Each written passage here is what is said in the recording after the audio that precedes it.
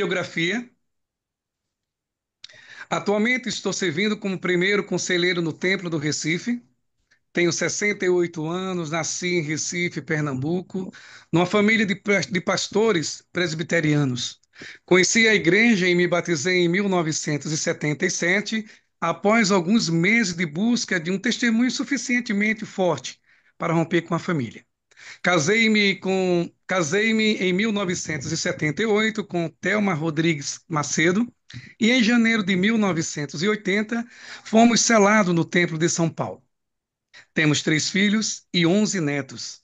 Desde o batismo, servimos na escola dominical, bispo, conselheiro de missão, conselheiro de estaca, presidente da Estaca Natal Brasil.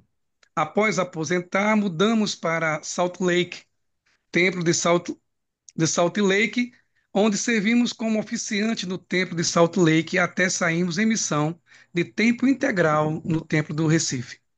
Após a pandemia, decidimos servir 6 meses por ano como oficiante em Recife. Numa dessas temporadas, fui chamado selador. E então, no início de 2024, veio o chamado para servir na presidência ao lado do presidente Sérgio Carbone.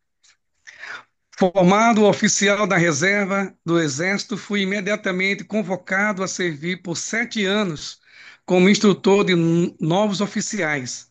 Em seguida, ingressei na Petrobras, na área de logística, onde trabalhei por 27 anos, até chegar à aposentadoria em 2016. Aqui temos a biografia do presidente e vamos dar início, né? Tudo bem? Tudo tranquilo? Presidente, Tudo- gostaria de saber se no meio da sua palestra, né, da live, se alguém quiser interromper para perguntar ou deixa para o final. Como é que você Pode gostaria? interromper, não tem problema não, eu não vejo problema não. Ó, Tudo tranquilo? tudo tranquilo. Então tá bom. A palavra é sua agora. Ok. Eu coloquei, quando fui convidado pelo privilégio, né, a primeira coisa, agradecer o convite. É sempre bom a gente aprender e ter novos desafios. Esse é o primeiro desafio que eu estou tendo, de fazer uma live assim para conversar um pouco sobre o Evangelho. E para mim vai ser uma experiência muito interessante, né? Ainda mais com esse convívio de já com pessoas conhecidas, irmãos aí de Floriano, que vêm aqui e passam aqui as semanas no tempo com a gente, esse casal maravilhoso, e vocês aí de Natal, e esses novos irmãos que eu estou conhecendo hoje, inclusive a irmã também coordenadora aí que nos convidou. Mas é um privilégio. Então, quando me veio a coisa, eu disse, o que é que eu vou falar, né? Enquanto eu respondia para ela, aquela coisa veio bem forte, né? Depois da prova de vossa fé, né? Eu fiquei assim, e a escritura, né, de Eta, ela fala de testemunho, né? Mas às vezes quando eu estou estudando, eu procuro encontrar mais alguma coisa por trás daquela escritura, né?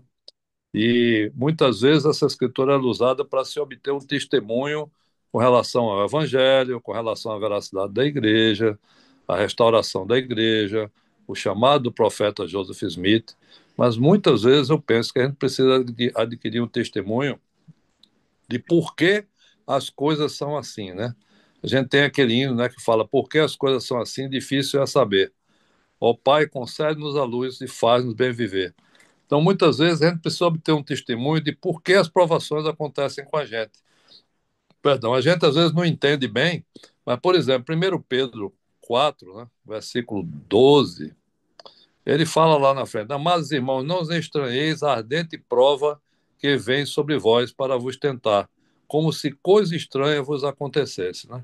Então, voltando à escritura de Eta, né, eu fico pensando, muitos de nós passamos por provações, vamos ter essas provações ao longo da nossa vida, e, e, e a gente precisa tomar a decisão de caminhar com fé, porque num determinado momento, o testemunho, a resposta, o entendimento, até a aceitação daquela aprovação, ela vai chegar. Mas é preciso que a gente avance, é preciso que a gente haja. e não receba ação, como o Helder Bedner está sempre falando para a gente, né?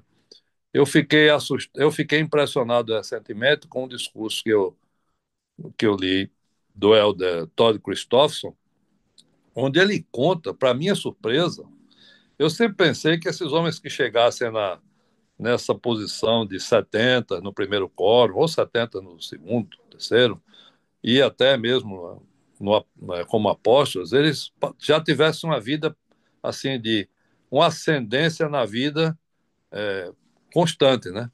Mas o Helder Todd Christofson, num discurso em 2015, ele fala que ele teve problemas financeiros sérios e a vida dele nunca teve estável por muitos anos, né? Até um pouco antes de ter sido chamado, né, para o quórum o primeiro quórum dos 70, né?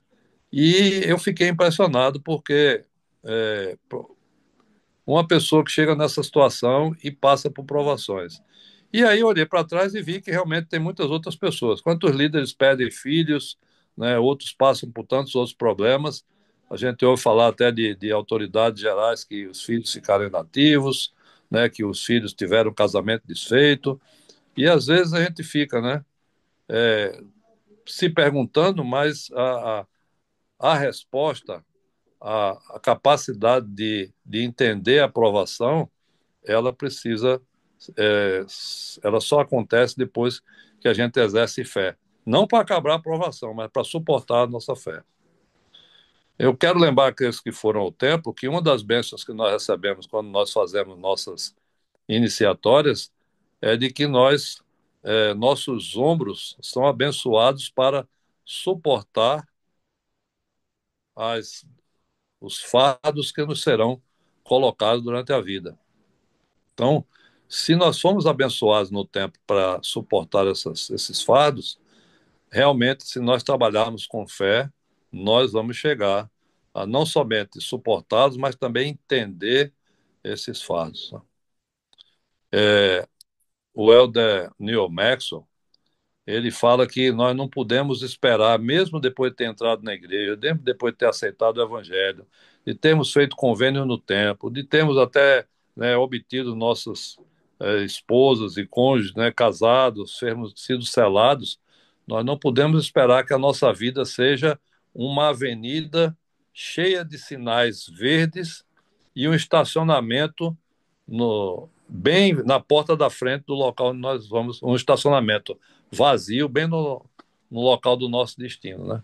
Sempre haverão sinais vermelhos, sempre haverão desvios, buracos, e quando chegarmos lá no local onde queremos estacionar, normalmente estaremos até atrasados e não vai ter vaga nem perto. A gente vai ter que estacionar bem longe, né? Eu gosto muito dessas analogias do Elder Maxwell, porque às vezes elas são até um pouco irônicas, né? Mas elas mostram muito bem a nossa, digamos assim, às vezes incapacidade ou limitação de entender as provações, né? De aceitar as provações e buscar um testemunho, uma resposta para as coisas, né? Eu quero contar um pouco, se alguém quiser interromper, não tem problema, tá? Pode falar. Eu quero contar um pouco de essa questão do testemunho de vossa fé. Eu li isso aí em Éter, quando estava recebendo as palestras missionárias, tá? E, tudo bem, eu não percebi a profundidade dessa escritura. E aí, a família da minha esposa foi toda batizando e eu nada de batizar. Por quê? A minha família era toda presbiteriana. Meus pais sonhavam que eu fosse me tornar um pastor. Minha mãe esperava que eu terminasse o meu serviço militar para tentar me matricular no Seminário Presbiteriano do Norte. Ela sonhava com isso.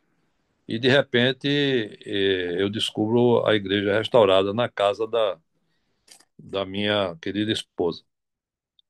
E o que ocorre é que eu imediatamente reconheci a veracidade doutrinária da igreja, mas faltava o testemunho suficiente para enfrentar as consequências de romper com minha família. Quando eu tentei falar da novidade, da alegria, do privilégio do Evangelho restaurado para minha família, meus pais me disseram: se você se meter com essa igreja, você está deserdado, você está no olho da rua, você não é mais nosso filho. Então eu precisei orar e jejuar por meses, 2 a 3 meses, pondo o joelho no chão e buscando algo assim, que eu tinha, eu aceitava que a igreja era verdadeira, mas eu não tinha testemunho suficientemente forte para aceitar as consequências e sofrer as consequências, né? E acabamos de ler a escritura aí de Pedro, que fala, né, que a gente não deve se admirar com a ardente prova, né, de nossa fé quando a gente aceita o evangelho. Até o dia em que a minha querida futura sogra sentou comigo e abriu algumas escrituras, aquelas que falam, né, que aquele que não tomar a sua cruz, vier após mim, não é digno do meu reino. Existia uma versão muito antiga da Bíblia que dizia aquele que não deixar pai e mãe por amor de mim, né? Hoje, depois virou para aborrecer pai e mãe, né? Pra, não é digno de entrar no meu reino. Então, quando ela me fez ler essas escrituras, eu realmente percebi que o que me faltava em mim era a fé para agir e, e sem ver as consequências. Eu não conseguia ver nenhuma luz no fim do túnel. E eu tinha que entrar no túnel, né, sem e agir pela fé. Então, dito isto, eu realmente tomei a minha decisão de romper com a família e exercer a fé que me era requerida, não só pela escritura de Éter, né, como outras escrituras. E as consequências, obviamente, vieram, né? Eu tive que sair de casa, meu pai mandou fazer uma mochila e sair de casa imediatamente. Eu tive que devolver o carro que eu tinha, que ele tinha me dado um carro, né, e dormi na casa de algumas pessoas na primeira semana, mas o próprio Senhor ele já começou a abrir as portas através do pastor da igreja presbiteriana, que chamou meu pai a arrependimento pela atitude que ele teve. E interessante que, por mais que eu estivesse sofrendo, porque meu pai era um ídolo para mim e continua sendo, ele era a pessoa mais espetacular do mundo. E mas ele tomou essa decisão devido a talvez tradição, às crenças, né? A gente sabe que as pessoas são enganadas pelas astúcias de Satanás. Então, eh, posteriormente, eu tive a oportunidade de voltar para casa. Eu fui recebido sob certas condições. Eu tinha só o direito de dormir em casa, mas perdi todos os privilégios, como filho, de mesada, carro, essas coisas, né? Mas o Senhor começou, e inclusive no Exército também. Eu tinha concluído meu curso de oficial e imediatamente o Exército me convocou, oficial da reserva, o Exército me convocou e coisas impressionantes. Por conta dessa prova de fé, eu fui um dos últimos colocados da minha turma de formação de oficial. Mas na hora do estágio, por algum milagre do Senhor, eu fui colocado como o terceiro colocado no estágio, que era o que realmente importava para eles. Tanto é que o Exército, na mesma época, já me chamou de volta e disse: Você vai ficar aqui conosco por 7 anos. Você quer? E era tudo que eu queria, me estabelecer para casar e continuar e começar a minha vida. Mas aquele preço que me doeu tanto de romper com minha família, e essa ruptura ela continua de certa forma até hoje, né? Eu fui o primeiro gueiros daqui no Nordeste a batizar na igreja, né? E a família de pastores toda ficou indignada, né? Mas assim, esse movimento de ação que o Odebedna fala, ele foi sendo compensado passo a passo, ponto a ponto. Não foi, a minha vida não virou, mas a cada semana, a cada mês, a cada época, o Senhor ia abrindo uma portinha, ia abrindo uma portinha, ia abrindo uma portinha, e eu segui o meu caminho, né? Então, também eu lembrei, né, que Moral nos ensina, né, que a fé são coisas que se esperam, né? mas a gente não pode ver. Então eu não conseguia ver o meu caminho na frente ali, né? Eu não conseguia ver, né? Mas eu precisava tomar uma decisão, né? O Helder Bednar tem um livro maravilhoso que ele escreveu recentemente, né? Que é O Poder de Nos Tornarmos, né? E ele se refere a várias escrituras que o Senhor realmente, quando a gente aceita o Salvador Jesus Cristo, ele nos dá o poder de nos tornarmos seu filho, né? De mudarmos, de nos capacitarmos, né? E essa capacitação, essa mudança, ela só vem através de ação. Se a gente ficar esperando, não vai. Desde aquele dia que a minha sogra me mostrou aquelas escrituras e realmente me mostrou que eu tinha que agir. Eu não podia esperar que o Senhor colocasse uma solução nas minhas mãos. Eu tinha que ter a prova da minha fé. Posteriormente, né, alguém quer interromper alguma coisa? Posso continuar? Ok. Pode sim. Então, posteriormente, eu tive outras oportunidades, né?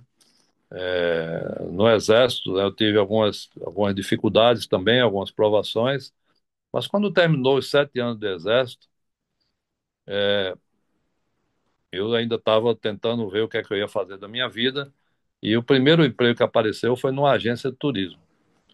Os antigos sabem, né, que os mais antigos sabem que antigamente não existia esse comércio de dólar, era uma coisa era uma coisa que ou você faria no Banco do Brasil, na Caixa Econômica, ou você comprava dólar num tal de câmbio, na época chamava-se câmbio negro, porque era ilegal fazer isso. Hoje fala-se de mercado paralelo, realmente tem as agências que são habilitadas pelo Banco Central, mas na época não tinha. Você comprava dólar numa agência de turismo. E eu fui trabalhar numa agência de turismo, gerenciar essa agência com minha esposa. Foi uma oportunidade que foi aberta logo quando eu saí do Exército. Mas depois de alguns meses, o dono da agência vendeu a agência. E o novo dono da agência veio lá de Recife, comprou a agência, chegou para mim, para minha esposa e disse assim: quanto é que vocês querem para continuar tomando conta da agência? Pode dizer o salário. E eu fiquei assustado. Disse, mas qual o seu plano aqui com essa agência de turismo? Disse, não, eu comprei essa agência porque eu vou vender dólar. Naquela época, dólar vendido em agência era câmbio negro. Era uma atividade ilegal que o governo fazia, fechava os olhos. E a maioria das pessoas que viajavam comprava passagem, a agência já ali oferecia que tinha dólar sobrando ali, podia vender e vendia isso daqui no câmbio negro. Nós oramos, não precisamos nem orar muito, só uma oraçãozinha à noite, e no dia seguinte nós já tínhamos a resposta, nós ficaríamos desempregados e nós não íamos aceitar aquela oportunidade. Ele perguntou quanto eu queria ganhar para continuar gerenciando a loja, para vender dólar no câmbio negro. E aí nós tomamos a decisão de sermos honestos, continuarmos sendo honestos. E mais uma vez ficamos ali, o que é que nós vamos fazer da vida? Né? Por conta dessa decisão, o Senhor nos encaminhou para outra iniciativa, que foi abrir uma escola de inglês em Campina Grande, na Paraíba. Isso demandava investimento.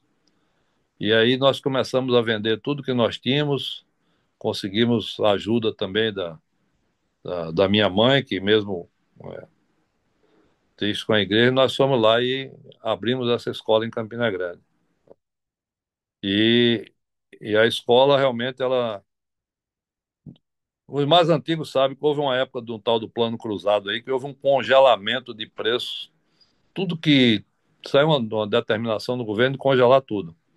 Nós abrimos a escola com uma mensalidade promocional e o congelamento veio e congelou tudo. E quando a gente mandou carta para a Secretaria de Educação, para a Procon, para tudo, e as respostas eram sempre: o governo mandou congelar, se vire. E aí, por conta desse congelamento, nós entramos numa rota de deficiência financeira e entramos num processo realmente de quebrar mesmo. Nosso negócio praticamente quebrou e nós perdemos todos os nossos recursos que nós tínhamos acumulado na época do Exército, né, enquanto eu estava trabalhando. foi uma prova agora financeira, né? Grande, porque nós ficamos realmente bem apertados. Fomos morar, né, praticamente dentro de um quarto só, com os filhos, e uma situação bem interessante, eu diria hoje. Mas sempre com a fé de que nós estávamos fazendo certo e que a provação ou que o alívio viria depois de nós suportarmos todas as passagens. Nunca tivemos problema com doença, não, mas essa parte financeira aí foi uma época bem difícil. Até que, quando nós estávamos no fundo do poço, mas mantendo os passos da fé, frequentando, aceitando chamado na igreja e tudo mais, apareceu esse concurso então lá na Petrobras e foi assim que nós chegamos lá em Natal, através dessa nova janela que o Senhor nos abriu. Então, ao longo desses anos, nós fomos aprendendo sobre essa necessidade de agir com fé, né?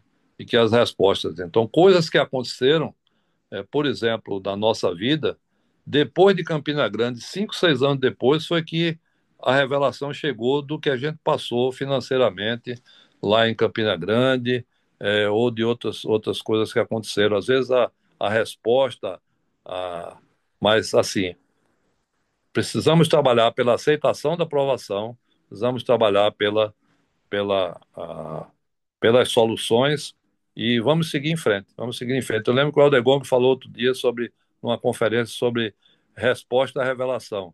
E ele disse: siga em frente.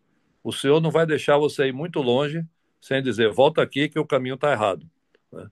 Muitas vezes a gente ora, jejua e não consegue. A gente às vezes quer que o Senhor passe um desenho direitinho o que é que nós vamos fazer, ou como é que nós vamos agir. E não é assim que faz, né? A gente tem que ponderar, a gente tem que buscar soluções e oferecer essas soluções ao Senhor para caminhar. E aí, então, a gente caminha numa direção que a gente se sente melhor. Mas eu lembro que o Adegong falou que a gente não vai, o Senhor não vai deixar a gente ir muito longe, não, tá? E nós vamos ser chamados e ter orientação para corrigir o caminho. Então, essas seriam algumas experiências que eu gostaria de compartilhar rapidamente sobre a prova de nossa fé, né? Nós conhecemos líderes, né, pessoas que no curso de suas vidas tiveram situações financeiras bem complicadas, saúde, luta contra câncer, né? E eu lembro, por exemplo, alguém tem alguma pergunta até aqui? Algum comentário? Eu gosto muito das experiências dos outros, né?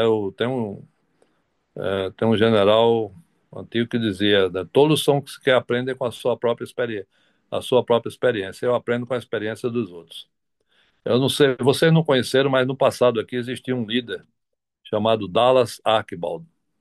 O Elder Dallas Archibald, ele trabalhava uma empresa de produtos químicos, chamada National Chem Search. E ele foi chamado presidente de missão no Brasil. E quando ele foi chamado presidente de missão no Brasil, não, ele foi chamado para servir na presidência de área. Naquela época o Brasil não era uma área ainda, mas ele veio servir lá em São Paulo. E aí ele foi para a empresa dele e disse: olha, eu preciso pedir demissão da empresa porque eu vou passar 3 anos no Brasil e eu não posso mais continuar. E a empresa falou, né? Mas você vai perder tudo que você construiu na sua vida para ir para essa missão? E ele disse: eu não sei por que é que o senhor está fazendo isso comigo, mas eu não posso negar o chamado dele. A empresa pediu 7 dias e 7 dias depois chamou ele e disse: e se a gente abrir a empresa em São Paulo? E aí então disse: fale lá com o seu profeta, com o seu líder, se você pode continuar trabalhando para a gente abre a empresa no Brasil. E essa empresa, a National Chem Search, ela entrou no Brasil graças ao chamado do Elder Dallas Archibald. Ela foi estabelecida lá, eu não sei, acho que em Campinas, ou era Campinas, era. Ele tinha que ir todo dia de Campinas para São Paulo. Ele dava o expediente um pedaço da manhã e depois corria lá para São Paulo para fazer esse trabalho. E a fé dele, né? Ele era uma aprovação financeira para a família, era um desafio deixar a família, mas ele não negou o chamado, não negou a oportunidade. Como é que estamos aí? Estamos ouvindo bem? Tá tudo ok? Franklin, está me ouvindo, Franklin? Sim, Tudo tranquilo, presidente. Está ouvindo? Ótimo. Ok. A outra experiência que eu tive grande, é, também com os outros, né? Foi, aí eu vou falar um pouquinho aí, culpa de vocês aí, Carla e Franklin e outros, né? Naquela época, não vou falar disso agora não, deixa eu falar dos outros. Nós tivemos um presidente de missão aqui, que ele veio para o Brasil como CEO de uma grande empresa aqui no Brasil. Naquela época ainda havia uns sequestros de pessoas assim muito ricas, muito importantes, o negócio estava meio e, e ele andava com guarda-costas e tudo mais. E lá para as tantas, ele era CEO da Ford. Na época era Auto Latina, era Ford e Volkswagen juntaram-se para suportar dificuldades financeiras e ele veio ser o CEO, na verdade veio ser o CFO, né, o Chief Financial Officer. E ele veio ser o homem das finanças. E aí, então, o senhor chamou ele para ser um presidente de missão. E o que aconteceu é que ele escreveu lá para a Ford e disse: Olha, Ford, eu preciso de uma licença porque eu fui chamado para fazer uma missão. E aí é aquela coisa de sempre, né? Tá maluco? O que é que tá acontecendo? Não sei o quê. Por que é que vai largar a empresa? A gente colocou você aí no topo da carreira aí no Brasil e agora você está pedindo para sair. E se eu preciso sair, eles falaram, eu preciso de uma licença. E aí eles falaram, olha, você só tem 2 anos. Você vai fazer 2 anos, é o máximo que a gente pode te dar. E depois você perde o seu cargo aí no Brasil e volta aqui para os Estados Unidos. E tá bom. Ele aceitou. Quando estava faltando uns 2 meses mais ou menos, a gente se comunicava bastante. Ele foi presidente da Missão Recife. E aí ele ligava para mim, ele gostava de me chamar de amigo. Aí ele ligava e falava, amigo, tenho novidades. E aí ele falou para mim, tá chegando meu tempo e a Ford está perguntando quando é que eu vou voltar. E eu escrevi uma carta para ele dizendo que eu amava a Ford. Eu amava os carros da Ford, eu amava a fábrica da Ford, mas o senhor tinha me chamado por 3 anos. Então, se eles pudessem me dar mais um ano, tudo bem. Se não, o senhor estava em primeiro lugar. E eu aceitaria a demissão com resignação e começaria minha vida do zero. 2 semanas depois, esse irmão me ligou, dizendo: Você não sabe o que aconteceu. A chefona da Ford lá no mundo ligou para mim e disse: A especialidade da Ford é fazer carros excelentes. Aí eu dei uma risada, né? Eu não sei se os carros da Ford são excelentes, não. Ele também riu, mas ela disse: Você conseguiu fazer um milagre. Pela primeira vez na vida, a Ford fez um milagre. Nós vamos lhe dar mais um ano e você vai continuar aí na sua igreja. E ele serviu. E mais uma vez a disponibilidade dele de servir ao Senhor, de aceitar uma demissão, colocou continuou ele no serviço. E para minha surpresa, quando ele terminou a missão, faltava um mês, a Ford mandou ele se apresentar lá em Detroit, na sede da Ford lá nos Estados Unidos. E quando ele se apresentou lá, ele foi designado o presidente da Ford na Ásia. Ele tinha que trabalhar 15 dias lá em Beijing, lá na China, Taiwan, não sei, agora estou lembrado do Beijing, e vinha também para os Estados Unidos. Então ele recebeu uma promoção para presidente depois da prova da fé dele. Eu fiquei impressionado como é que um homem, né? E a Ford já tinha dito: você perdeu tudo na sua vida, você vai começar como um engenheiro peão, como a gente chama, do zero aqui. E aí, quando ele chegou na hora de se apresentar lá, ele recebeu essa promoção e foi ser presidente da. E ele perguntou: por que é que essas coisas estão acontecendo? E a Ford respondeu: um homem que consegue se manter financeiramente, manter a empresa financeiramente estável num país economicamente instável como o Brasil, consegue vencer em qualquer outro país do mundo. Então, vá lá para a Ásia e administre a Ford lá na Ásia. Ou seja, esse homem, eu creio que era um homem de fé realmente. Ele não esperou, ele agiu com fé e as respostas chegaram muitos anos depois, na verdade, com promoções e tudo, né? Algumas pessoas elas enfrentam, né, tantas doenças graves e normalmente, enquanto elas estão naquela fase de negação, elas sofrem muito. Mas depois que elas começam a aceitar a aprovação como uma maneira de crescimento espiritual, de preparação para o encontro com o Salvador, elas começam a sentir não somente o alívio do peso, mas também, né, meu pai, quando ele foi diagnosticado com câncer, né, desde o começo ele evitou a fase de negação, né? Quando a gente tem uma morte na família, quando a gente tem um diagnóstico grave, normalmente a gente entra naquela fase do mas por que, Senhor? Por que, Senhor?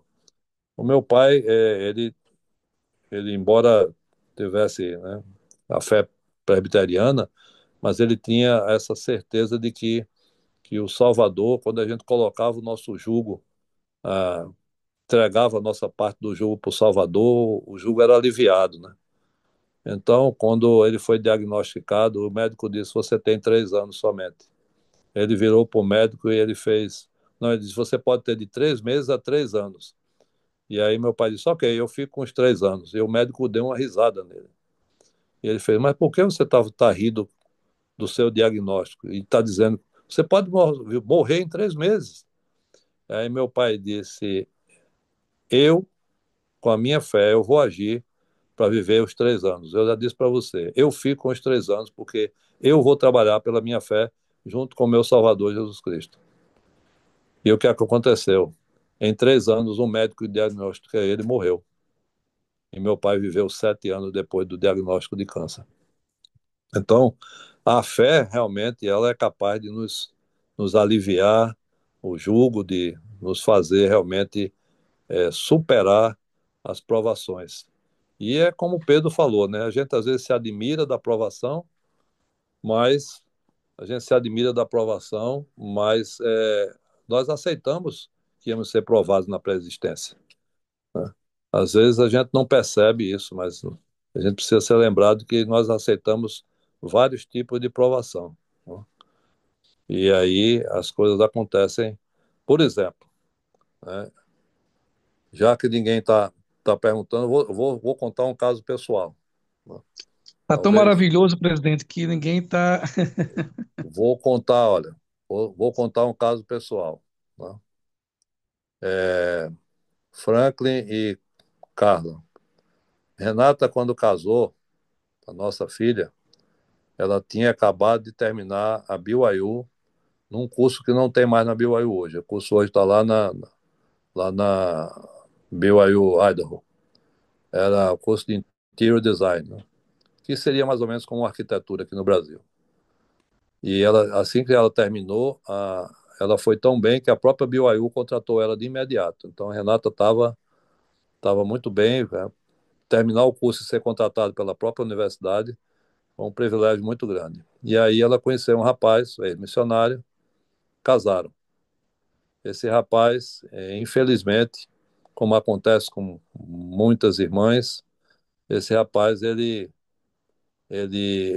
não pisou na bola, mas ele foi missionário, fez uma boa missão, mas quando ele voltou, ele conseguiu um emprego tão bom que ele achou que podia dispensar o valor da educação.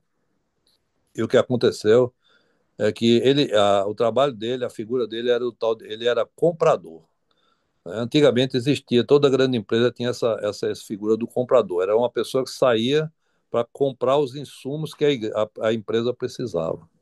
Então, tudo que a empresa precisasse de equipamento, de máquina, de ferramenta, do que fosse, computador, ele que ia negociar as compras e comprava para a empresa. E logo quando nós conhecemos, eu falei para ele: olha, o futuro está na frente aí, o futuro está chegando. A internet vai tomar conta dessas coisas. As empresas vão comprar através da internet.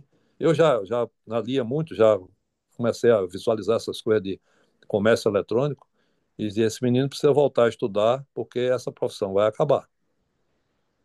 Irmãos, em 6 meses depois que eu falei isso, a empresa chamou os compradores e colocou todos eles dispensados. Foram todos para a rua. Ele entrou numa fase de negação, não aceitava, e todo emprego que ele achava, naquela época era muito mais fácil ainda de se achar emprego nos Estados Unidos do que hoje, todo emprego para ele era subemprego. Ele não aceitava o salário que ofereciam, e como ele não tinha formação, ele não voltou para a universidade, ele não encontrava nada que fosse satisfatório. E o pior, ele continuou com o carro alemão, com motos monstruosas, né, com campo de golfe, jogando golfe, aqueles clubes caros aí em Utah, e dívidas no cartão de crédito. Passou por todos os processos, psicólogo, bispo, psicólogo da igreja, presidente de estaca, novamente psicólogo da igreja, e ele não reagia. Não reagia, não reagia, não queria trabalhar, e o tempo passando e Renata querendo me dar meus netos, né? E até um ponto em que ela um dia ligou para mim e disse: pai, você é meu bispo, você é o meu patriarca, você é o meu líder maior. O que é que eu devo fazer? E eu, como na época, na qualidade de seu pai, na qualidade de patriarca da minha família, líder da minha tribo, eu digo para você: separe antes que nasça um filho, porque essa criança vai sofrer pela falta de um pai. E a nossa filha separou. Ela disse: vai ser doloroso para mim, até financeiramente, porque a dívida vai ficar toda no meu nome, os cartões de crédito. Mas eu vou ter que, se eu quiser ter uma família no templo, selada no templo, tudo mais, filho nascido no convênio, eu vou ter que abdicar do casamento. E ela tomou essa decisão. Esse menino nunca mais voltou para a igreja. E no próprio devido tempo, o Senhor colocou outro ex-missionário, esse já realmente enquadrado, imbuído e disposto a pagar o preço de ser um pai de família e, e seguir os caminhos do templo. Mas foi uma fase dolorosa para nós, como pais da nossa filha, que trabalhamos a vida inteira para viver o evangelho, né, e depois ver uma separação. Mas às vezes as pessoas têm que passar por um processo desse para recomeçar a vida de uma forma mais eficiente, eficaz e no caminho do Senhor, do que ficar tentando algo que não vai ter efeito, né? Não vai ter efeito. Então, assim, nós tivemos nossas dificuldades.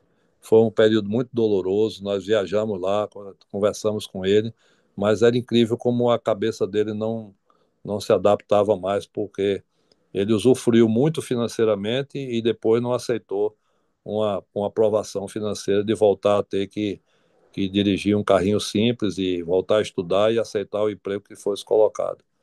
Muitas pessoas, às vezes, elas sofrem por isso, elas não aceitam a mudança, né, e a aprovação. Então, esse sofrimento, às vezes, é decorrente dessa inaceitação, né, do que o Senhor tem colocado para todos nós. Bem, eu Presidente, gostaria de falar. Opa, fala. tem um irmão Marcos aqui, levantou a mão, ele gostaria de fazer uma pergunta. Pois não. E antes do irmão Marcos falar, sim, agora ficou melhor. Só ia pedir para o senhor baixar um pouquinho mais a câmera, mas tudo bem, tudo tranquilo. É que eu estou no Irmão telefone aqui, Marcos. rapaz. Eu esqueci Ah, meu computador em Recife, aí às vezes tá vai. certo, tranquilo. Beleza. Pronto, irmão Marcos, pode fazer a pergunta. O microfone dele está fechado? Seu microfone, irmão Marcos. É isso mesmo, foi o que eu disse. É, eu gostaria, na verdade, de pedir autorização do presidente Gueiros para contar a prova de minha fé que eu passei, né? Bem Opa! rapidinho, né? Quando eu decidi ir para a missão, né? Eu trabalhava com meu pai. Meu pai era separado de minha mãe desde que eu tinha 8 anos. E meu pai, ele sempre dizia: se você quer ir, vá. Se você quer ir, vá. E minha mãe dizia: se você for, quando você voltar, suas coisas vão estar do lado de fora ali esperando, né? E eu estava com esse impasse. E eu orei ao Senhor e eu pedi ajuda a Ele. E eu mandei meu chamado. E quando o chamado chegou, era o presidente Gutenberg, era o o presidente da estaca, né? Eu mostrei para o meu bispo, aí eu fui falar com meu pai. E meu pai perguntou como é essa missão. E eu dei uma explicação bem rápida sobre como era a missão. E ele falou: rapaz, se eu fosse você, eu não ia, não, né?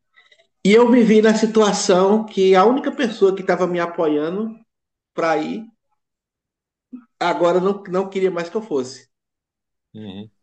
E eu passei o dia orando para dizer à minha mãe que eu ia, que eu tinha recebido o chamado. Né? E quando eu cheguei em casa, eu falei: mãe, meu chamado chegou. E ela falou: senta aqui. Eu falei: pronto, vai vir o sermão agora e tudo.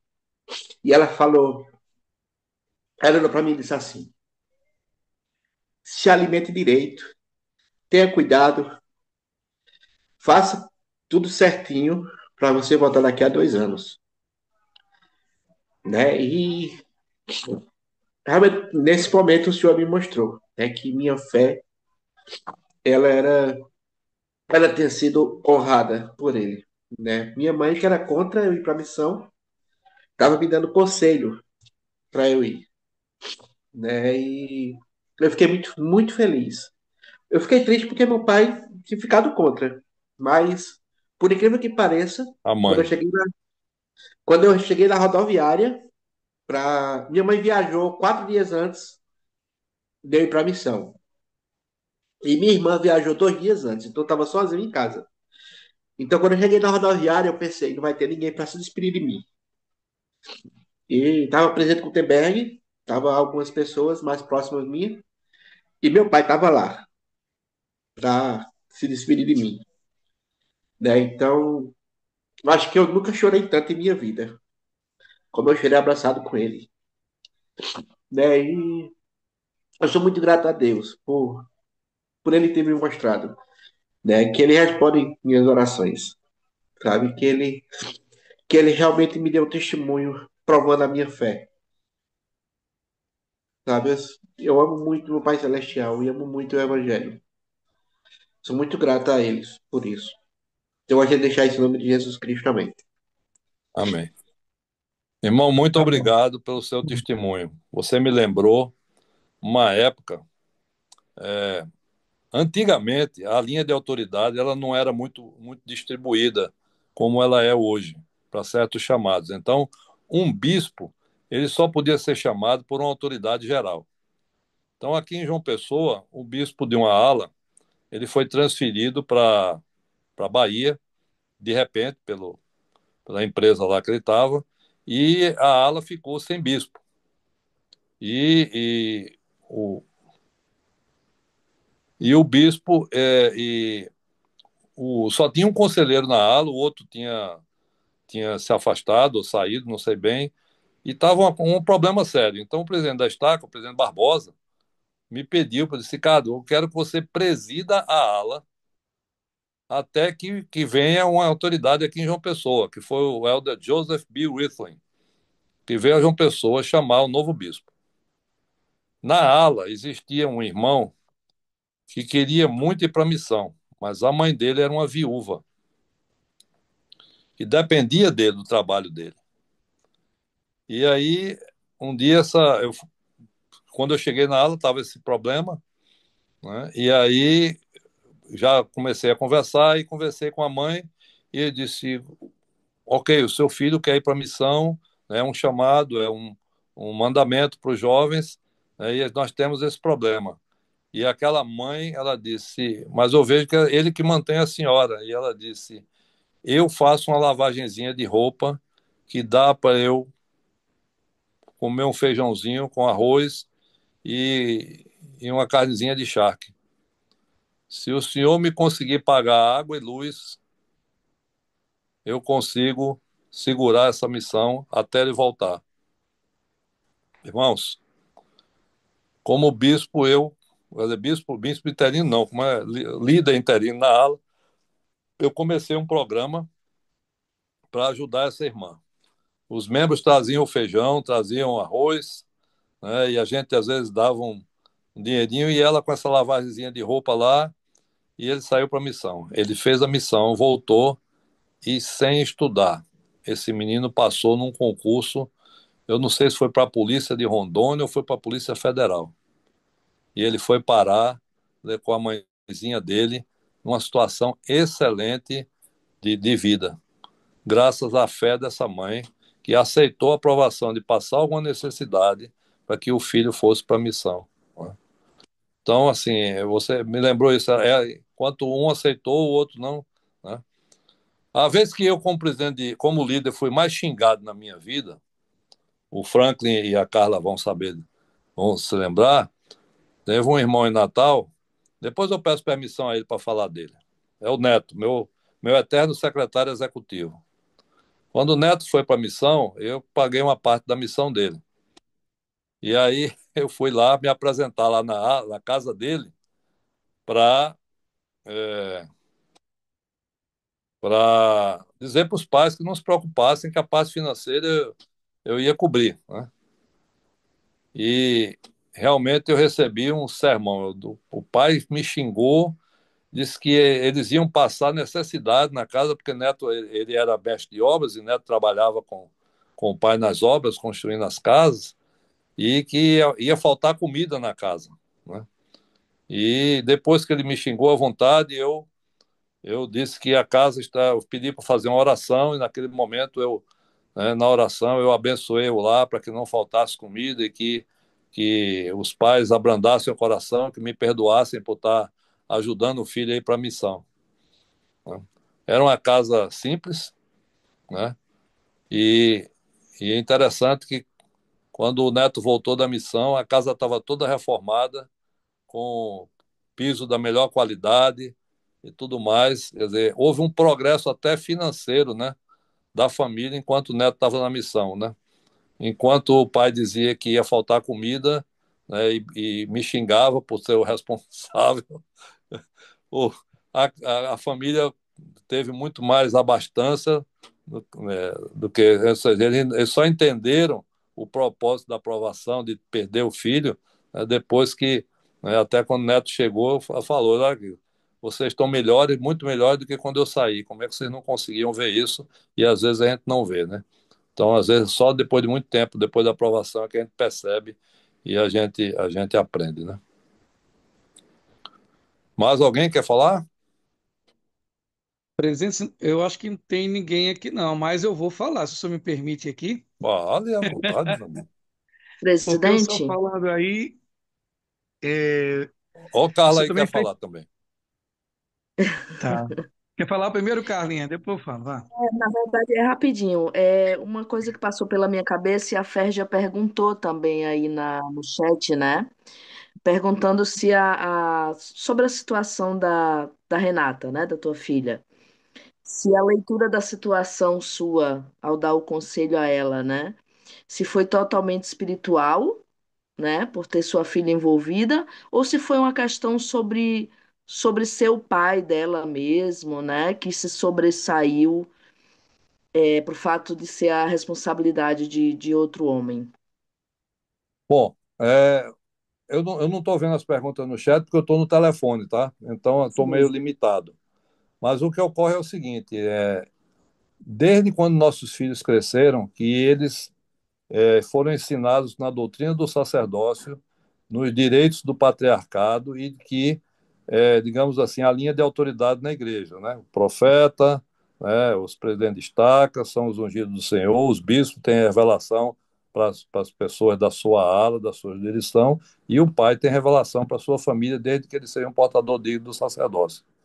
Então, a minha filha sempre, os meus filhos aprenderam isso. Então, eles sabiam que eles tinham que submeter às orientações da estaca, da ala e tudo mais. Mas, em algumas circunstâncias pessoais, né, o patriarca da família precisaria talvez ser consultado e deveria ser ouvido. Então, por isso que Renata, né, em última instância, disse: pai, já fiz de tudo, agora eu preciso da sua orientação. Né?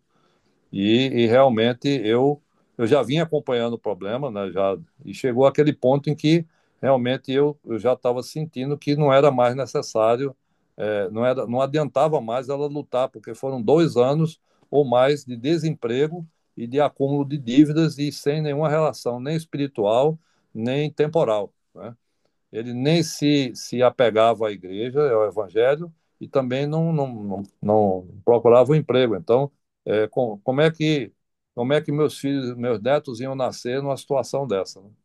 Então, a decisão, ela, digamos assim, o meu conselho foi fácil. Eu não precisei orar muito, nem jejuar para isso aí, porque eu já vinha acompanhando, né? E eu entendo que estava dentro do meu, assim, meu chamado como patriarca da minha tribo, como eu gosto de dizer.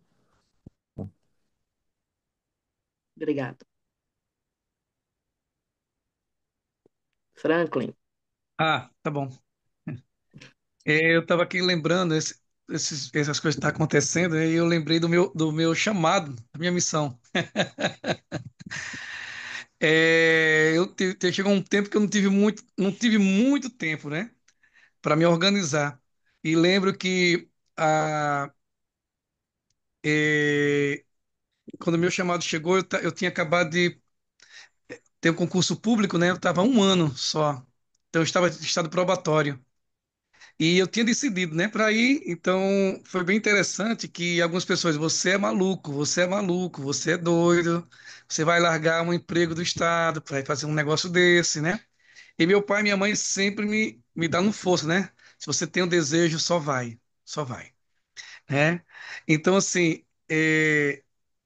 chegou um momento que lá no trabalho eu falei para o diretor, né, que me devolvesse, trabalhar no SVO, que é o Serviço de Verificação de Óbito, trabalhar com necrópsia. E ele disse: Você não está bem na cabeça, não, né? Você vai pedir para sair. Mas por quê? Aí eu fui explicar a ele que eu ia fazer trabalho missionário, né? E então ele disse: Me explica mais sobre isso. E eu comecei a falar para ele. Ele disse: Meu, você vai largar tudo para fazer um trabalho desse? Eu disse: Vou sim. Tá decidido?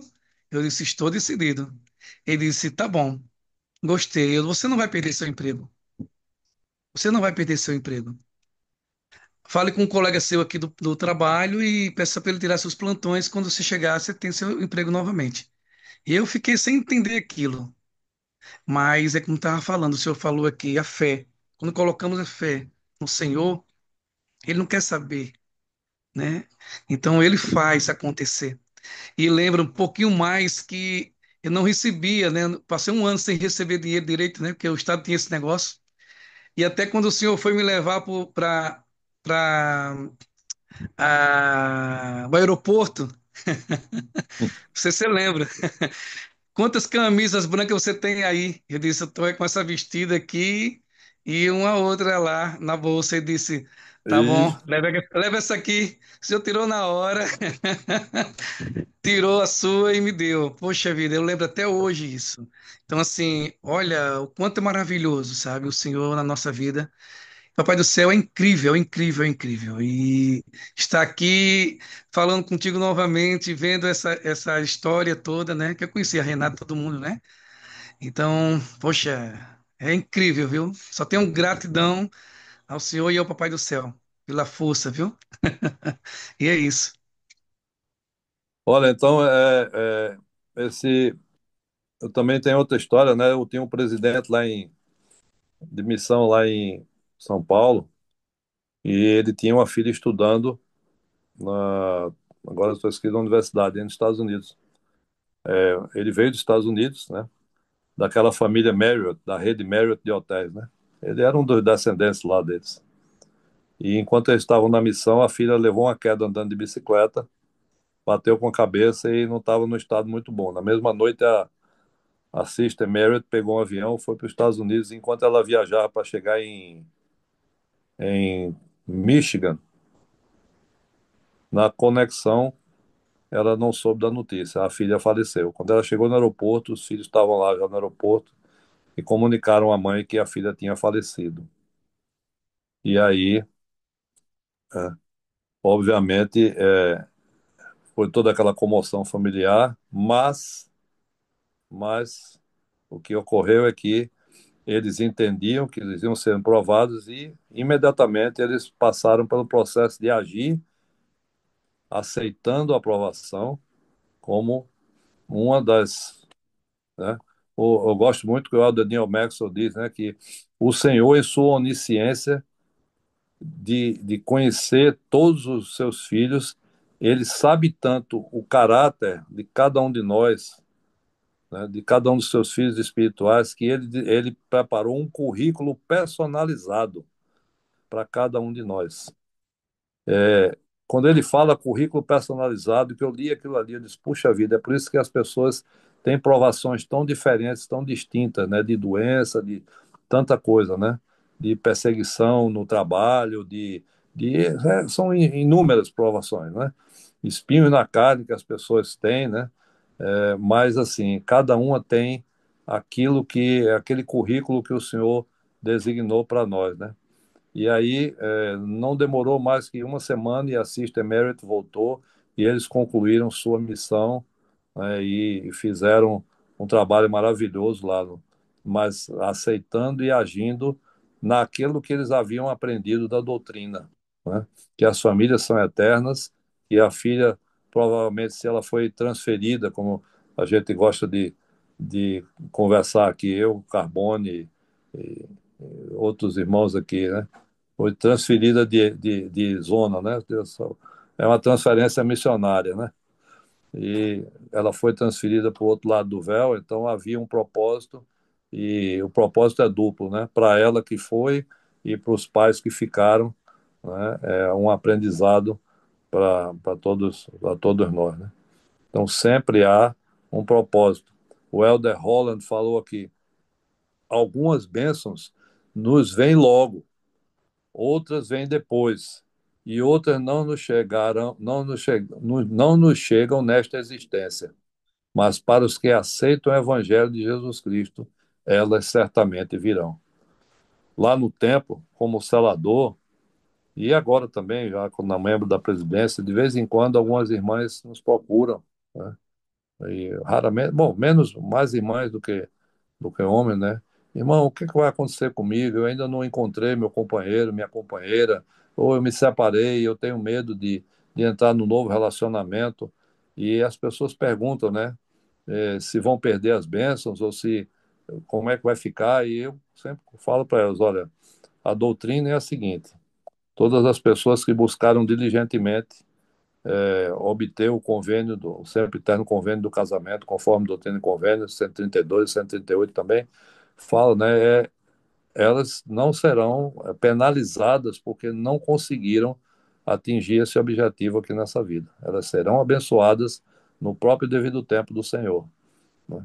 Muitas pessoas ficam algumas ficam traumatizadas, né? Muitas irmãs às vezes saem de relacionamentos muito complexos, né? De maltratos e tudo mais, e decidem realmente ou ficam traumatizadas a ponto de serem incapazes de decidir por iniciar um novo relacionamento, né? E o Senhor entende todas essas coisas. O Senhor, ele sabe o que se passa no nosso coração. E a gente tem falado, né? E é orientação para todos os celadores, né? Suas bênçãos não serão perdidas, né? Outro dia uma irmã me procurou, dois filhos, e aí ele disse, o marido abandonou a igreja, abandonou tudo, tá, não quer mais saber de nada, e como é que eu vou ficar com meus filhos, né? E aí ele disse, a irmã foi selada a seus filhos, seu marido desistiu, perdeu as bênçãos, mas as suas bênçãos estão asseguradas. Os filhos ficam com quem se mantiver digno e firme. A senhora guarde os seus convênios, guarde os mandamentos, e os filhos serão seus.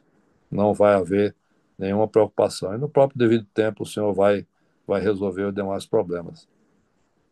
Então, são coisas assim, É, né? Fala, presidente, tem três pessoas que gostaria de falar. bora. Primeiro Vamos lá. é Surema, depois César e Luciene. Ok? Depois deixa eu, gente, porque minhas reações não querem funcionar. Então, irmão, na realidade são quatro, quer dizer, cinco agora, tá? Porque a Uhum. Lúcia, que acabou de falar, ela não estava conseguindo levantar a Ah, mãozinha. Então, ah, a Lúcia, ela seria logo depois de mim, Luciane, porque ela já tinha me mandado aqui uma mensagem, viu? Viu, Franklin? Ok, então. Tudo bem, Luciene? Bem, Tudo bem. Tá. Então, presidente, gente, só lembrando, tá? Vamos tentar fazer bem curtinho, porque a gente está querendo eh, ter o máximo aproveitar ao máximo o presidente antes dele sair, e já são 10 horas. Presidente, o senhor falou uma coisinha bem no comecinho que eu achei muito interessante. O senhor, quando o senhor estava falando da sua experiência, lá no comecinho, né, com a sua esposa e tudo mais, o senhor disse assim, o senhor abria janelinha por janelinha, janelinha, e eu É. achei interessante o janelinha no diminutivo, né? Uma janelinha, janelinha. E aí o senhor falou do espaço de tempo, assim, não sei quantos anos depois isso aconteceu, não sei quantos anos depois isso aconteceu. Quando o senhor está falando, ou quando a gente está falando das bênçãos que provém, né, quando a gente bota o pé ali no mar vermelho para ele se abrir ou tudo mais, quando a gente dá essa prova de fé, as coisas não acontecem de imediato, né? Às Uhum, vezes é isso. só uma janelinhazinha, e eu achei muito interessante o senhor falar janelinha, janelinha. O senhor não disse uma porta, uma janela. Aí eu queria que o senhor falasse um pouquinho dessas janelinhas, porque às vezes a gente está em um momento onde eu tenho que ter fé, eu tenho que acreditar, eu tenho que fazer isso, mas eu olho, às vezes é só um orifíciozinho que eu não consigo enxergar. Eu queria que o senhor falasse um pouquinho sobre isso. Essa é uma pergunta. Uma outra pergunta que eu recebi aqui é de uma irmãzinha que queria saber o seguinte: ela sofre de fibromialgia e um monte de dores e um monte de coisas. E a pergunta dela é: às vezes eu vejo que quando eu estou fazendo as coisas certas, parece que as dores diminuem um pouquinho. Na minha vida pré-mortal, será que existem, são só especulações, a ideia dela, né? Será que teve alguma coisa que disse assim, por exemplo, quem veio já com seu espinho na carne? Acho que foi o presidente, eu não lembro agora qual foi, deu um branco agora, né? Que disse que o Senhor, ele sabe tudo que tudo é bem orquestrado, até antes daquela estrelinha de Belém aparecer lá no dia que Jesus Cristo nasceu, aquilo já tinha sido orquestrado desde antes da fundação do mundo. Já sabia aquilo ia acontecer naquele momento. Trazendo isso para a perguntinha dela. Será Uhum. que tem alguma coisa na minha vida pré-mortal, né, que diga assim, olha, você vai ter esse espinho na carne, né, e isso vai ser o que você vai usar para crescer. Ela estava falando no caso da doença dela, fibromialgia. Eu queria que o senhor falasse um pouquinho sobre isso, né? Duas perguntas. Uma é a janelinha, né? Uhum. E a outra, as coisas que eu passo aqui, né? Será que algumas delas já foram orquestradas desde o começo para que eu pudesse crescer e me tornar uma pessoa melhor? A janelinha pode se tornar, eu diria, uma porta, né? Porque às vezes a gente vê só o buraquinho da fechadura, né? Aí vê a luzinha lá do outro lado, mas nós somos a chave, né? É através de nossas ações que a gente vai lá abrir a porta e aí vai ser um janelão, né? Vai ser um. Então, assim, essas janelinhas, elas muitas vezes podem ser um princípio que vai a cada dia, né? A gente tem que caminhar a fé a cada passo. Então, muitas vezes é uma direção que a gente vai tomando e essas janelas elas vão se ampliando, na verdade, na medida em que a gente vai tendo a coragem de enfrentar esses caminhos, né?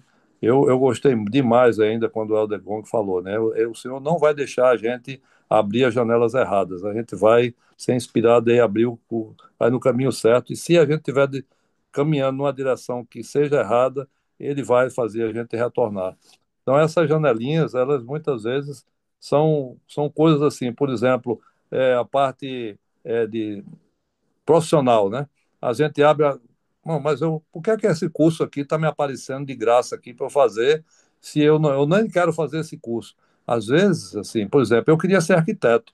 Eu não me formei em arquitetura, né? E terminei enveredando pela área de logística, né? Porque foi uma janela que me apareceu, né? Logo depois que eu saí do exército, foi a coisa do inglês e a coisa a janela de logística. Se eu tivesse esperando que a janela de arquitetura me aparecesse, eu terminar o curso e tudo mais, eu estaria até hoje talvez esperando essa janela. Mas eu peguei a janelinha de logística e entrei nela e dali eu cheguei de janela em janela, eu terminei minha carreira como gerente de logística daqui no Rio Grande do Norte, lá quando estava lá morando lá em Natal.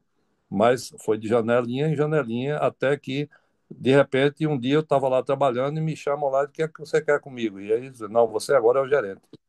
E aí foi uma surpresa realmente muito grande. Com relação à irmã, com a fibromialgia, eu lembro que há muitos anos atrás, eu acho que eu li acho que foi no Caminho da Perfeição, no Legrand Richard, eu acho que é lá que fala que nós que vivemos essas dificuldades maiores, de saúde, de, de, de fragilidade, de um espinho na carne mesmo, ou assim, ou uma coisa, nós aceitamos essa situação, né, aqui nessa vida como parte não somente de nossas provações, mas uma maneira de fazer, perdão, fazer outros crescerem.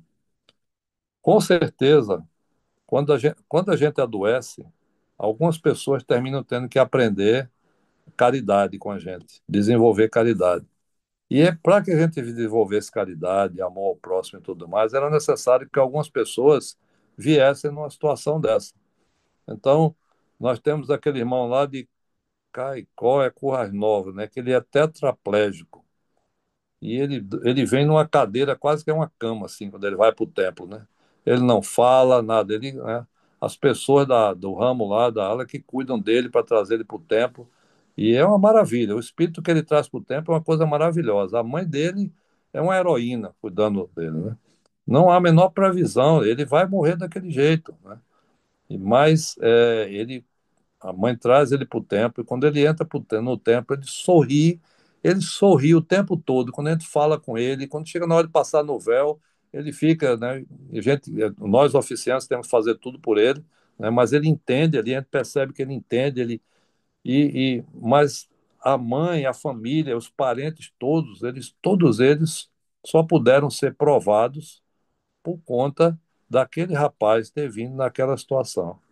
Certamente a irmã que passa por essa situação, dessa fibromialgia e todas essas dificuldades, as pessoas que estão ao seu redor estão tendo o privilégio sagrado de desenvolverem amor, caridade e tudo mais, graças à sua aceitação de viver, de passar por essa dificuldade aqui, como, digamos assim, como sendo uma alavanca, uma maneira de provar outras pessoas, né? Mas isso é porque a irmã é um espírito muito evoluído. Isso é porque a irmã realmente está num nível, por mais triste que você esteja algum dia, por mais depressiva que você esteja algum dia, lembre-se que você, né, aceitou um desafio que nós não aceitaríamos, talvez. Eu não aceitaria, outras pessoas não aceitariam. O entendimento que eu tenho daquilo que eu já li, muito pouco, Doutrina de Salvação, mas eu acho que foi no Caminho da Perfeição, do Legrand Richard, e foi um dos primeiros livros que foram publicados lá. Eu acho que é ele que fala isso aí, sabe? Que é de vir ao mundo com essa missão de fazer com que as pessoas ao nosso redor possam ser provadas naquilo que precisam ser desenvolvidos, que é o amor, caridade e tudo mais. A irmã é um instrumento de aperfeiçoamento de outras pessoas. E a senhora vai ser muito abençoada na sua ressurreição, com certeza. Lúcia, Pronto, agora é, eu acho que vai ser o irmão César. seria a Lúcia, lembra? Eu, eu vi. É, Tudo bem. Tudo bem. Depois César, né? Estou aqui. Bom, primeiro, Helder, né, no caso, né? O presidente, eu queria parabenizar pela forma que você agiu como pai, porque as mulheres sabem que num momento como esse, o pai estar seguro e passar segurança para uma filha numa situação como essa, eu acredito que seja a coisa mais linda do mundo, porque nesse momento você foi pai de verdade, né?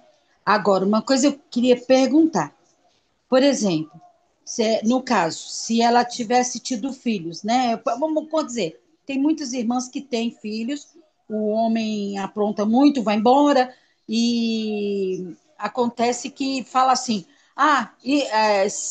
não sabe com quem vai ficar os filhos, porque e se ele se arrepender sinceramente? Ele se ele, volta.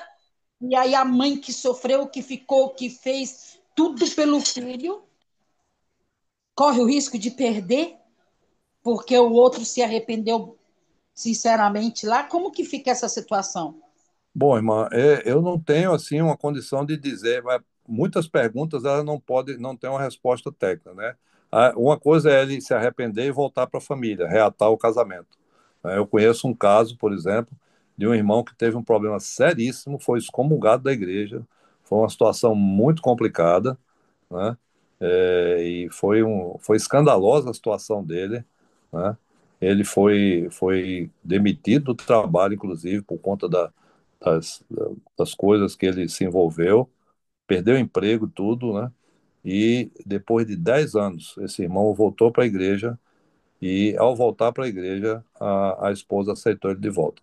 Ela perdoou e eles voltaram, ele recebeu novamente o sacerdócio e, ao receber o sacerdócio, ele eventualmente, para minha surpresa, um dia eu estava em São Paulo, num treinamento lá, de presidência de estaca, e dei de cara com ele no templo, né? E foi um dia maravilhoso para mim, porque eu participei da ação disciplinar que excomungou ele na época, e foi realmente uma alegria muito grande para mim. E eu fiquei meio encabulado, né? Mas ele disse: não, minha esposa, ela me perdoou. Tá sendo, eu estou pagando um preço agora que eu preciso pagar, que é o preço de me aproximar dela, mas ela me aceitou de volta para que eu pudesse exercer a minha paternidade junto com nossos filhos e tentar recuperar um pouco do. Mas, assim, o que está faltando somente agora é a aproximação e a relação de confiança maior, mas, assim, mas graças ao templo, a nossa vinda ao templo, nós estamos nos unindo cada vez mais. Agora, é, talvez eu tenha entendido que aquele pai que apronta e depois volta para a igreja, mas não volta para a família, né? Então, assim, realmente é uma situação. A princípio, o que eu entendo, até onde eu sei, é que ele quebrou os convênios, né? E esses convênios eles precisam ser reatados. Ele precisa voltar para a igreja, mas voltar para a igreja tem alguns passos. Uma coisa é voltar para a igreja, outra coisa é ter todas as suas bênçãos restauradas. Ele pode ser somente rebatizado, né? Pode receber o sacerdócio, mas ele pode também ter o seu selamento restaurado. E aí essa situação é que precisa ser, digamos assim, definida, mas isso só vai ser definido pela primeira presidência depois de todo um histórico que o bispo e o presidente da estaca vão fazer para se reativar todas essas bênçãos. Não é uma coisa muito simples, só o fato de voltar para a igreja não garante a situação dele, não. Quem ficou firme é que vai realmente continuar tranquilo que os filhos serão seus. Não sei se eu consegui responder. Pronto. Hum, Excelente. Tudo bem? Muito obrigada. Pronto, agora teremos aqui o irmão César, depois a irmã Luciene e depois Itla. Obrigado, Franklin. E obrigado também ao presidente por estar aqui conosco. Ao escutar, eu cheguei um pouquinho atrasado, mas escutando o que o presidente estava falando, eu gostaria de partilhar também uma experiência que eu vivi há muitos anos atrás. Quando eu cheguei, o presidente estava falando sobre isso, que eu subi para a missão e não ter apoio dos pais. Ah, quando eu comecei a tratar dos meus papelados para ir para a missão, eu trabalhava numa ONG e eu tinha acabado de formar e comecei a trabalhar na SONC. Então, daí eu acho que eu tinha menos de que um ano trabalhando e eu era o único, digamos, da família que era formado e que estava trabalhando, digamos assim, de tempo integrado. E meus pais não concordaram para eu abandonar o trabalho para ir para a missão, bem porque também não eram membros da igreja. E quando eu contei para os meus colegas de trabalho também que eu ia para a missão, que eu ia deixar o trabalho, já tinha feito uma carta, ah, com a minha rescisão do contrato. Então, também não ficaram felizes, mas mesmo assim eu fui para a missão. E eu fui muito, muito abençoado por ter feito uma missão. E voltando da missão, eu logo fui chamado como presidente do ramo. E vi também algo passar com um membro da minha ala. Naquela época, A mãe era membro, mas o pai não era membro. E a mãe também não queria que ele fosse para a missão. Eu contei ah, a minha experiência de ir para ele para a missão e das bênçãos que eu tinha recebido por ter feito uma missão. Eu hoje sou muito abençoado. Hoje eu moro nos Estados Unidos. ah, Tenho um trabalho melhor do que eu tinha antes. Se eu tivesse ficado naquele trabalho que eu tinha antes, provavelmente a minha vida não seria a mesma coisa. Eu fui tanto abençoado espiritualmente como materialmente. Aquele irmão também que eu ajudei a ir para a missão, hoje ele está servindo como bispo na minha antiga ala e ele casou, ele a vida dele, digamos assim, tanto espiritual como materialmente, foi muito, muito, muito abençoado. Então, como mesmo diz a Escritura, aquele que deixar as suas casas para servir serão muito mais abençoados. Então, testifico que isso realmente é verdade. Então, se vocês têm filhos, a família que estão nessa situação, incentive eles a fazer uma missão, porque serão muito mais abençoados. E obrigado, presidente, por nos trazer esta mensagem e partilhar conosco da sua experiência, dos ensinamentos da igreja. Muitíssimo obrigado. Obrigado também. Ok, irmão César. Eu acho que parou aqui tudo. Agora Não vamos tem. com a irmã Luciene, logo após irmã Ítala. Após a irmã Ítala, vamos pedir aos irmãos aqui, porque já por causa do horário, o irmão o presidente Gueiros vai dar as considerações finais, tá certo? Ok. Boa noite, presidente. Muito obrigada pelo seu compartilhar. O senhor falou do rapaz, filho da viúva, que foi fazer missão e que ele voltou e, sem estudar, prestou um concurso e passou, né? E que aí pôde dar uma condição de vida muito melhor para a mãe dele. Isso me chamou a atenção porque eu encontro com certos problemas de saúde e eu não tenho tido a clareza mental suficiente para estudar. E ao mesmo tempo estava em dúvida se devia prestar um concurso. E fiquei na dúvida porque, como eu não estou em condições de estudar, eu fiquei pensando que seria indigno eu orar para poder passar no concurso, né? Que minha bênção patriarcal fala assim de preparo, eu sou formada, mas o concurso não tem nada a ver com a área da minha formação. E aí eu fiquei pensando se pelas, pelas coisas que a gente já escolheu assim, de fé, se a gente pode contar com isso ou se isso é uma ilusão. Ok. Então, veja só. O conselho do Elder Bednar é que a gente deve sempre agir, tá? E, obviamente, quando ele fala de ação e receber ação, ele nos diz que quando a gente, a gente age, né? O Senhor, ele abre portas. E é óbvio que, até no livro dele, ele fala, né? Que não adianta a gente pedir para o Senhor encontrar uma solução, mas para que o Senhor possa facilitar a solução, encontrar o problema, né? Então, quando o Nefe estava amarrado lá nas cordas, o Senhor disse, né? Na oração ele disse, né? O Senhor, solta minhas cordas.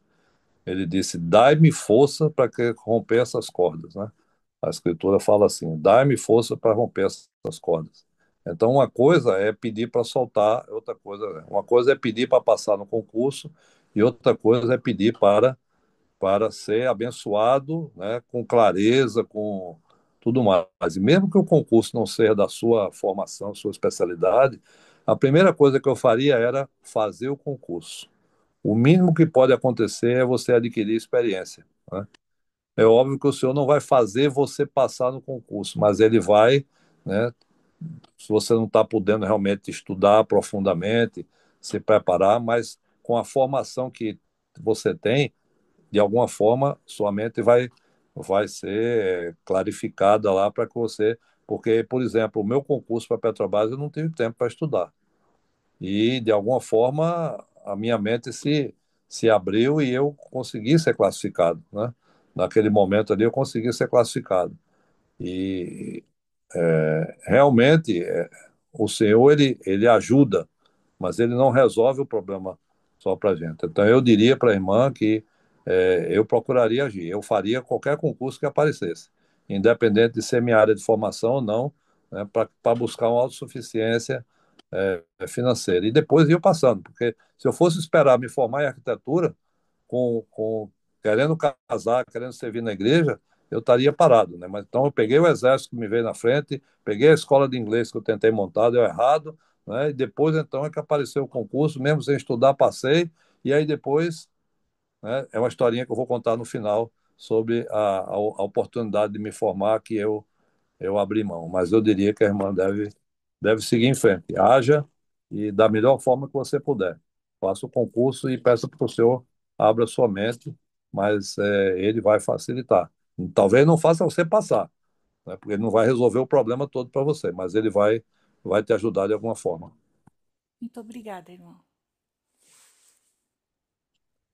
Ok, ótimo. Agora temos a irmã Ítala e logo após, apresente o senhor pode já dar as considerações finais, Ok. viu? Irmã Ítala.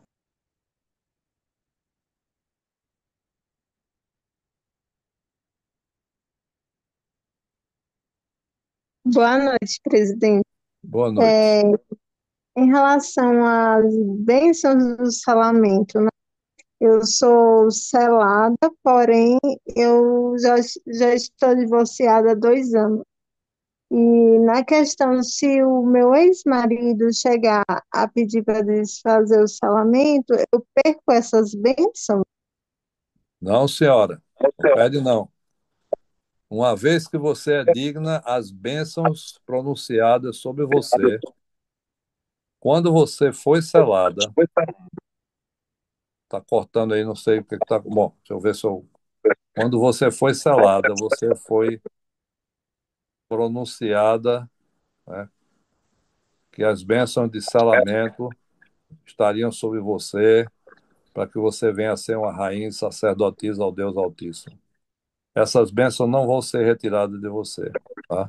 Se ele pedir para cancelar o selamento, quem está cancelando é a parte dele. Mas as bênçãos, né, de se tornar uma rainha, as bênçãos de preservar seus filhos, se você já tiver, estarão sobre você.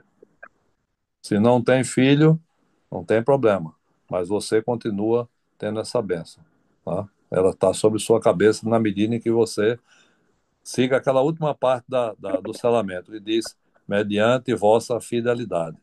Essas bênçãos estão sobre você, até que você obtenha um novo casamento, que tudo seja resolvido da melhor forma, ok? No caso, eu obter um novo casamento, eu posso estar desfazendo o selamento com ele. Você pode pedir o cancelamento do selamento, tá?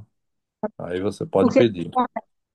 Mas aí é tem porque mais. você está substituindo, você está pedindo um cancelamento, né? Aliás, se ele pediu o cancelamento, eu acho que o cancelamento que ele pede já libera para você. Agora, é importante que você tenha uma cópia dessa carta de cancelamento.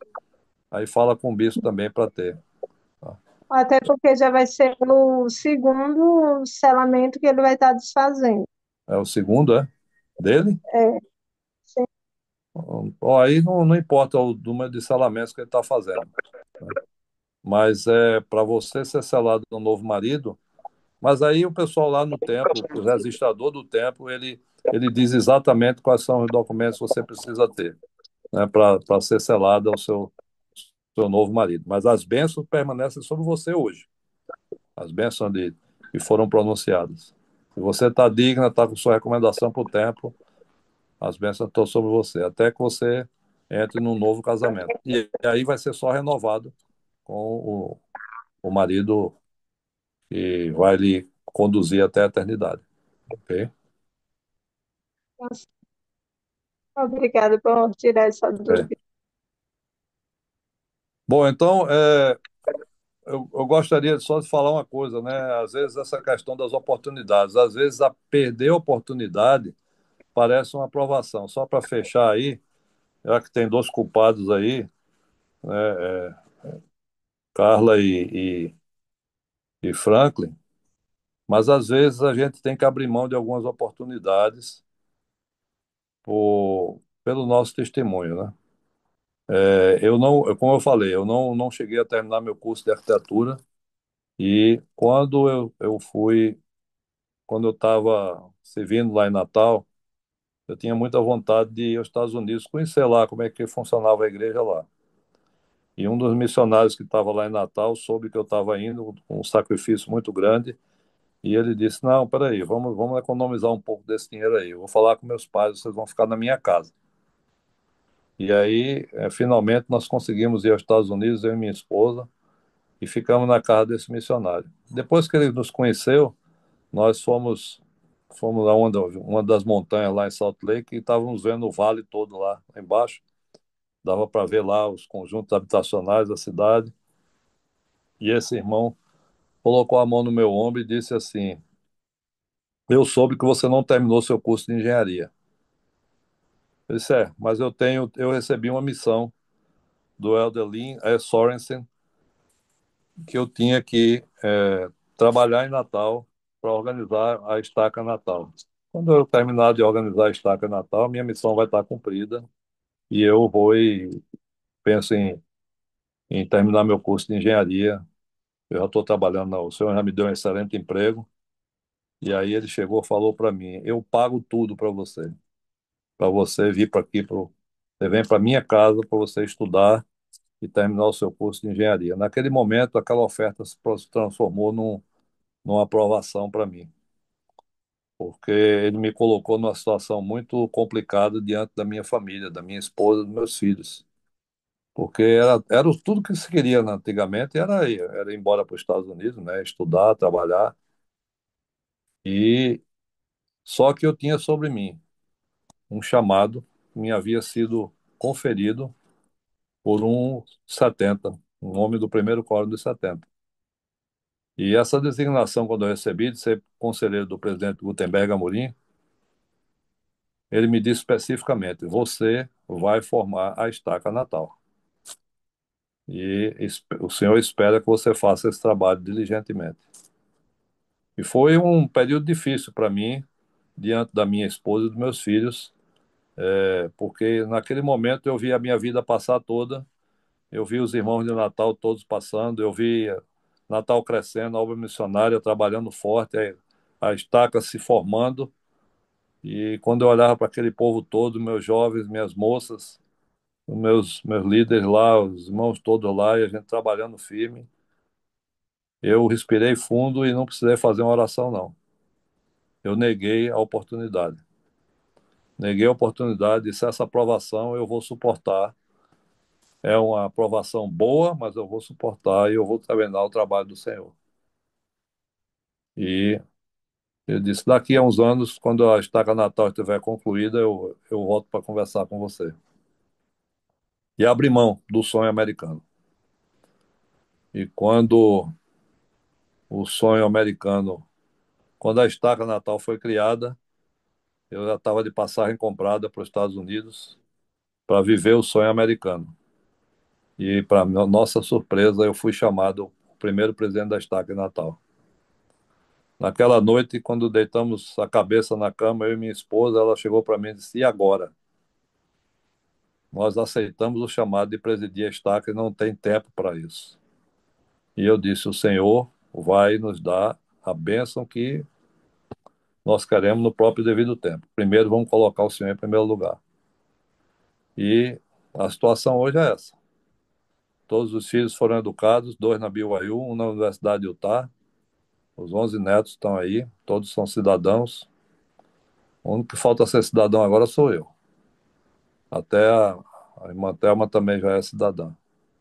Mas as coisas só aconteceram depois da prova de nossa fé. Nós aceitamos o chamado de criar a trabalhar pela Estaca Natal e depois aceitamos o trabalho de ser o primeiro, presidir a primeira estaca. e somente alguns anos depois é que nós pudemos usufruir de algumas bênçãos do sonho americano. Mas colocamos o Senhor em primeiro lugar. No começo foi muito difícil para mim, para minha esposa, olhar assim, dizer, nós estamos perdendo a educação dos nossos filhos nos Estados Unidos, nós estamos perdendo o futuro deles. E o Senhor, no próprio devido tempo, ele deu mais do que a gente precisava. Né? Hoje eu estou aposentado, estou podendo servir ao Senhor, e o mais importante ocorreu. Nossos netos estão aí recebendo educação e nossos filhos estão vivendo bem melhor do que nós. Graças a essa visão que o Senhor nos deu, que tudo vai acontecer depois da prova da nossa fé.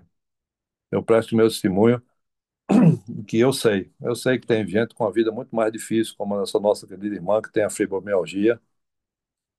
Quando eu trabalhava no templo de Salt Lake, eu conheci um irmão que tinha fibromialgia, ele ia para o templo com uma dificuldade tremenda. A gente tinha dificuldade de fazer as ordenanças com ele, principalmente as iniciatórias, porque ele tinha fibromialgia na cabeça e a gente não podia nem tocar, impor as mãos nele, porque ele às vezes gritava de dor, ele se locomovia com muita dificuldade, praticamente fazer as ordenanças com ele era mais demorado, levava 3 vezes mais o tempo por conta das dores que ele sentia. E esse irmão, ainda assim, ele frequentava o templo uma vez por semana. Ele era descendente de italianos. Ele aceitava a condição dele e não abria mão de ir à casa do Senhor, mesmo sabendo que ele não ia ser provavelmente curado daquele sofrimento dele, mas ele frequentava a casa do Senhor. Aquele irmão foi um grande exemplo para mim de aceitação das condições que estavam sendo impostas, da provação que ele vivia, mas ele agia com fé em buscar o Senhor e frequentar a sua casa e suas ordenanças. Eu sei que essa igreja é verdadeira, ela mudou a minha vida, ela me aperfeiçoou. Os chamados na igreja são chamados para nos melhorar a nossa situação e que o templo realmente é o local de preparação para nós estarmos na glória celestial no nível mais elevado. Nós só podemos até pensar em salvação, podemos até pensar em exaltação, mas o privilégio de sermos herdeiros e co-herdeiros com Cristo, de termos uma família eterna, o privilégio de gerarmos filhos espirituais, isso só vai acontecer se nós frequentarmos o templo e vivemos as ordenanças que fazemos no templo. Quando nós somos abençoados, quando nós somos ungidos nas iniciatórias para sermos reis e rainhas, sacerdotes e sacerdotisas ao Deus Altíssimo, o Senhor quer nos preparar para ajudarmos a governar os milhares de mundos e filhos que Ele tem por aí. Por isso, nós precisamos trabalhar com fé, não somente para a obtenção de nossos cônjuges e o crescimento dos nossos filhos dentro do caminho, mas também a gente precisa permanecer nesse caminho do convênio. Nos 5 convênios que nós fazemos na investidura e, por último, nessa vida ou na próxima, né? No milênio, obtendo o último convênio, que é o convênio do selamento e do casamento eterno. Né? Eu gostaria de pedir ao Senhor que abençoasse todos aqueles, como selador, eu vivo muito essa questão das pessoas que não conseguiram ainda formar viver bem seus casamentos, né? Às vezes eles conversam com a gente e a gente sofre por essa situação de tantas irmãs e irmãos que vivem nessa situação. Mas a gente tem fé que o Senhor vai abençoar todos e vai fazer com que tudo isso seja resolvido. Toda lágrima será enxugada, como diz a Escritura, e né, no último dia, no dia do Senhor Jesus Cristo. Eu deixo essas palavras em nome de Jesus Cristo. Amém. Amém. Amém. Poxa, o Amém. quanto foi maravilhoso, viu? Que live, viu? Obrigado, presidente, Vou viu? voltar. Muito Ô, obrigado Frango, mesmo. para de babar.